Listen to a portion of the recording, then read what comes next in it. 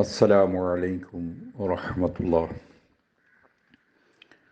അൽഹംദുലില്ലാഹ് അസ്സലാത്തു വസ്സലാമു അലാ റസൂലില്ലാഹ് വഅലാ ആലിഹി വസഹ്ബിഹി അജ്മഈൻ. അമ്മാ ബഅദ്. പ്രിയപ്പെട്ടവരെ, പ്രപഞ്ചനാഥൻ നമ്മെ അനുഗ്രഹിക്കുമാറാകട്ടെ. അൽ ബഖറ സൂറയിലെ 112 ആയത്താണ് നാം ഇന്ന് മനസ്സിലാക്കുന്നത്. അല്ലാഹു പറയുന്നു: അഊദു ബില്ലാഹി മിനശ് ശൈത്വാനിർ റജീം. ബിസ്മില്ലാഹിർ റഹ്മാനിർ റഹീം. ബലാ മൻ അസ്ലമ വജ്ഹഹു ലില്ലാഹി വഹുവ മുഹ്സിനുൻ ഫലഹു അജ്റുഹു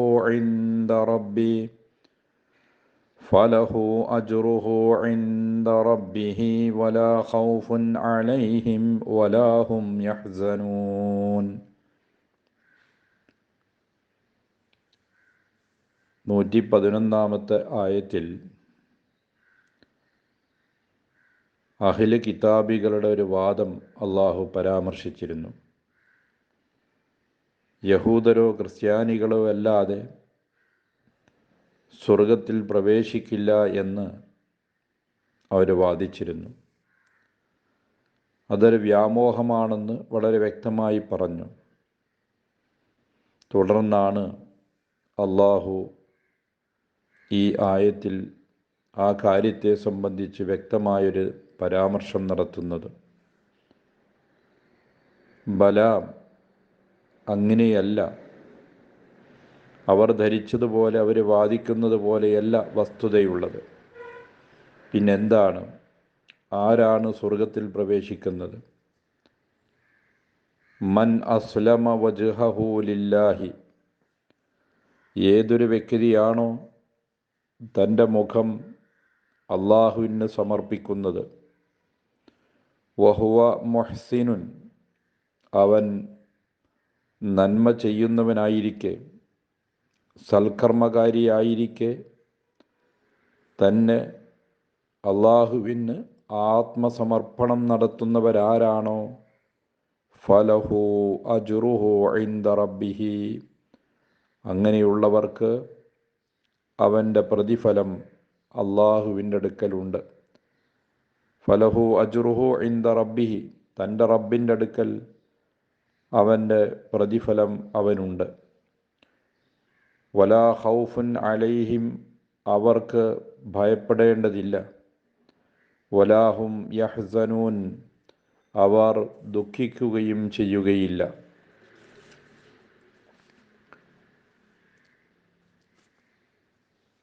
ഇവിടെ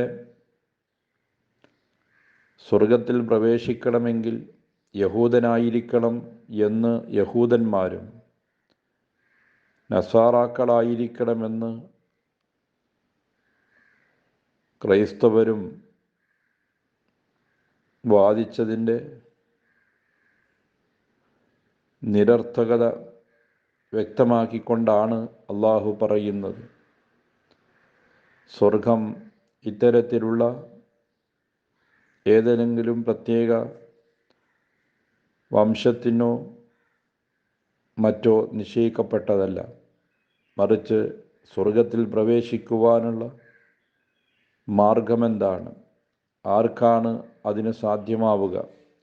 മൻ അസ്ലമ വജ്ഹഹു ലില്ലാഹ്, തൻ്റെ മുഖം അള്ളാഹുവിന് സമർപ്പിക്കണം. അങ്ങനെയുള്ള വ്യക്തിയാണ് അള്ളാഹുവിലേക്ക് തിരിഞ്ഞ് അള്ളാഹുവിന് കീഴ്പ്പെട്ട് അവൻ്റെ നിയമങ്ങളൊക്കെ അനുസരിക്കുവാൻ സന്നദ്ധമാകണം. വഹുവ മുഹ്സിനുൻ, അവൻ ചെയ്യുന്ന കർമ്മങ്ങളെല്ലാം ഇഹ്സാനോടുകൂടെ, നന്മയോടുകൂടെ, നല്ല രീതിയിൽ അവൻ നിർവഹിക്കുകയും ചെയ്യണം. അങ്ങനെയുള്ള വ്യക്തികളാണെങ്കിൽ ഫലഹു അജ്റുഹു ഇൻദ റബ്ബിഹി, അത്തരം ആളുകൾക്ക് റബ്ബിൻ്റെ അടുക്കൽ പ്രതിഫലമുണ്ട്. മൻ അസ്ലമ വജ്ഹഹു ലില്ലാഹ്, അള്ളാഹുവിന് സമർപ്പിക്കണം എന്നാണ് സ്വർഗപ്രവേശനം ലഭിക്കുന്ന ആളുടെ സവിശേഷതയായി ഇവിടെ പരാമർശിച്ചിട്ടുള്ളത്. അസ്ലമ വജ്ഹഹു ലില്ലാ, ആത്മസമർപ്പണം വേണം എന്നാണ്. അപ്പോൾ ഏതൊരു കർമ്മമാണോ നിർവഹിക്കുന്നത് അവിടെയെല്ലാം ഉദ്ദേശശുദ്ധി ഉണ്ടായിരിക്കണം. തൻ്റെ കർമ്മങ്ങൾ കൊണ്ട്, ആരാധനകൾ കൊണ്ട് അള്ളാഹുവിൻ്റെ പ്രീതിയും അവൻ്റെ പ്രതിഫലവും അവൻ്റെ സ്വർഗവും ലക്ഷ്യമാക്കണം. ഒരു മലക്കിനെയോ ഒരു നബിയെയോ ആയിരിക്കരുത്. അതല്ലെങ്കിൽ ആളുകളെ കാണിക്കുകയും ബോധ്യപ്പെടുത്തുകയും ചെയ്യുക എന്ന ഉദ്ദേശമാവരുത്. മറിച്ച് അസ്ലമ വജ്ഹഹു ലില്ലാ, അള്ളാഹുവിന് സമർപ്പിക്കണം. നിഷ്കളങ്കമായി ആത്മസമർപ്പണം അള്ളാഹുവിന് വേണ്ടി നിർവഹിക്കുമ്പോൾ മാത്രമാണ് ഒരു കർമ്മം അള്ളാഹുവിൻ്റെ അടുക്കൽ സ്വീകാര്യമായിരിക്കുക. വഹുവ മുഹ്സിനുൻ, അവൻ ആ കർമ്മം ചെയ്യുമ്പോൾ ഇഹ്സാനുള്ളവനായിരിക്കണം. ഏതൊരു ഇബാദത്തുകളും സ്വീകരിക്കപ്പെടണമെങ്കിൽ ഇഹ്സാനുണ്ടായിരിക്കണം. നബി സല്ലല്ലാഹു അലൈഹി വസല്ലമയുടെ ചര്യയും നിർദ്ദേശവും പിന്തുടരുകയാണ് ഇഹ്സാൻ എന്നതുകൊണ്ട് ഇവിടെ വിവക്ഷിക്കുന്നത്. ഖുർആൻ പല സ്ഥലങ്ങളിലും ഈ കാര്യങ്ങൾ സൂചിപ്പിച്ചിട്ടുണ്ട്. ഫമൻ കാന യർജു ലിഖാഅ റബ്ബിഹി ഫല്യഅമൽ അമലൻ സാലിഹൻ വലാ യുശ്രിക് ബിഇബാദത്തി റബ്ബിഹി അഹദ. ചെയ്യുന്ന ഇബാദത്തിൽ അള്ളാഹുവിൻ്റെ പുറമെ ആരെയും പങ്കു ചേർക്കരുത്. പങ്കു ചേർക്കപ്പെടുന്ന കർമ്മങ്ങൾ അള്ളാഹു സ്വീകരിക്കുന്നതല്ല. ഉദ്ദേശശുദ്ധി ഉണ്ടായിരിക്കുക തന്നെ വേണം. ഇന്നമൽ അഅ്മാലു ബിന്നിയാത്ത് വഇന്നമാ ലികുല്ലി ഇംരിഇൻ മാ നവാ. ഉദ്ദേശശുദ്ധി വളരെ പ്രധാനമാണ്. ഖുൽ ഇൻ കുന്തും തുഹിബ്ബൂനല്ലാഹ ഫത്തബിഊനി. പ്രവാചകൻ സല്ലല്ലാഹു അലൈഹി വസല്ലമയുടെ ചര്യ പിന്തുടർന്നുകൊണ്ടായിരിക്കണം ഓരോ കർമ്മങ്ങളും ചെയ്യുന്നത്. മൻ അമില അമലൻ ലൈസ അലൈഹി അംറുനാ ഫഹുവ റദ്ദുൻ. റസൂല് പറഞ്ഞു, നമ്മുടെ കൽപ്പനയില്ലാത്ത ഏതൊരു പ്രവർത്തനം ചെയ്താലും ആ കർമ്മം തിരസ്കരിക്കപ്പെടുന്നതാണ്. ചുരുക്കത്തിൽ ഒരു കർമ്മം സ്വീകാര്യമായി തീരുവാൻ രണ്ട് നിബന്ധന. ഒന്ന്, അള്ളാഹുവിന് വേണ്ടി നിഷ്കളങ്കമായി സമർപ്പിക്കണം. രണ്ടാമത്തത്, പ്രവാചകൻ സല്ലല്ലാഹു അലൈഹി വസല്ലമയുടെ ചര്യ പിന്തുടർന്നുകൊണ്ടായിരിക്കണം. ഒരു ഇബാദത്ത് നിർവഹിക്കുമ്പോൾ അതിൻ്റെ കർമ്മവും രൂപവും സ്ഥലവും സമയവും എണ്ണവും ഒക്കെ ഒരുപക്ഷെ നിശ്ചയിച്ചിട്ടുണ്ടാകും. അതിൻ്റെ കാരണങ്ങൾ നിശ്ചയിച്ചിട്ടുണ്ടാകും. അതനുസരിച്ചുകൊണ്ട് നിർവഹിക്കപ്പെടുമ്പോൾ മാത്രമാണ് സ്വീകരിക്കപ്പെടുക. കന്നുകാലികളിൽ നിന്ന് ഉളഹിയ്യത്തറക്കാൻ നിർദ്ദേശിച്ചു. കുതിര ഉളഹിയ്യത്തറക്കപ്പെട്ടുകൂടാ. അതെത്ര വില കൂടിയതാണെങ്കിലും ആ ഉളഹിയ്യത്ത് സ്വീകാര്യമല്ല. ളുഹർ നമസ്കാരം 4 റക്അത്തായി നിശ്ചയിച്ചു. ഒരു റക്അത്ത് കൂടി വർദ്ധിപ്പിക്കുമ്പോൾ അത് സ്വീകാര്യമല്ല.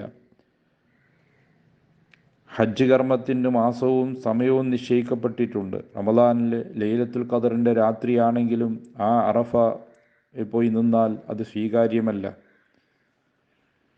ഇഅ്തികാഫിന് നിശ്ചയിക്കപ്പെട്ട സ്ഥലം പള്ളിയാണ്. അതിനു പകരം മറ്റെവിടെയെങ്കിലും സ്ഥലങ്ങളിൽ പോയി ഇഅ്തികാഫ് ഇരുന്നാൽ അത് ഇഅ്തികാഫായി പരിഗണിക്കപ്പെടുകയില്ല. വുളൂവിൻ്റെ ക്രമം പഠിപ്പിക്കപ്പെട്ടിട്ടുണ്ട്. അത് നേരെ തിരിച്ച് കാലിൽ നിന്ന് തുടങ്ങി മുഖത്തിൽ അവസാനിപ്പിക്കുന്നുവെങ്കിൽ ആ വുളൂ സാധുവല്ല. സൂചിപ്പിച്ചത് ചര്യകൾക്കനുസരിച്ചുകൊണ്ട് വേണം ഏതൊരു കർമ്മവും നിർവഹിക്കപ്പെടാൻ. ഇങ്ങനെ നിഷ്കളങ്കമായ രൂപത്തിൽ ഉദ്ദേശശുദ്ധിയോടുകൂടെ കർമ്മങ്ങൾ അനുഷ്ഠിക്കുകയും പ്രവാചക ചര്യ അനുസരിച്ചാവുകയും ചെയ്താൽ ആ കർമ്മം ചെയ്യുന്നവർക്ക് ഫലഹു അജ്റുഹു ഇൻദ റബ്ബിഹി, റബ്ബിൻ്റെ അടുക്കൽ അവന് അതിൻ്റെ പ്രതിഫലം ലഭിക്കും, അവൻ്റെ പ്രതിഫലം ലഭിക്കും എന്ന് അള്ളാഹുവിടെ വ്യക്തമായി പറഞ്ഞു. അതുകൊണ്ട് തന്നെ ആ പ്രതിഫലം അവർക്ക് ലഭിക്കുന്നതാണ്, സ്ഥിരപ്പെടുന്നതാണ്. രണ്ടാമത് ചേർത്ത് പറഞ്ഞത് അവർക്ക് ലാ ഖൗഫുൻ അലൈഹിം എന്നാണ്. ഭയപ്പെടേണ്ടതില്ല. ഭാവി ജീവിതത്തിൽ, പരലോക ജീവിതത്തിൽ തങ്ങൾക്ക് വരാനിരിക്കുന്ന ഭവിഷ്യത്തിനെ സംബന്ധിച്ച് അവർക്ക് ഭയപ്പെടേണ്ടതില്ല. മറിച്ച് അവർക്ക് സ്വർഗമാണ്, സൗഭാഗ്യമാണ് ഉണ്ടാവുക. വലാഹും യഹ്സനൂൻ, ദുനിയാവിലെ ഇഹലോകത്തെ ജീവിതം നഷ്ടപ്പെട്ടു പോയല്ലോ എന്ന പേരിൽ ദുഃഖിക്കേണ്ടി വരികയുമില്ല. ഭയപ്പാടോ ദുഃഖമോ ഉണ്ടാകാത്ത നല്ല ഒരു ഭാവി ഇത്തരം ആളുകൾക്കുണ്ട്, പരലോകത്ത് സൗഭാഗ്യമുണ്ട്, വിജയമുണ്ട് എന്നാണ്. ഖുർആൻ സത്യനിഷേധികളെക്കുറിച്ച് പറഞ്ഞു, യാ ലൈതനാ നുറദ്ദു വലാ നുകദ്ദിബ ബി ആയാതി റബ്ബിന വനകൂന മിനൽ മുഅ്മിനീൻ. ഞങ്ങളൊന്ന് ഭൂമിയിലേക്ക് മടക്കപ്പെട്ടിരുന്നുവെങ്കിൽ എന്ന് നിഷേധികൾ അവിടെ വെച്ചുകൊണ്ട് ആഗ്രഹിക്കും.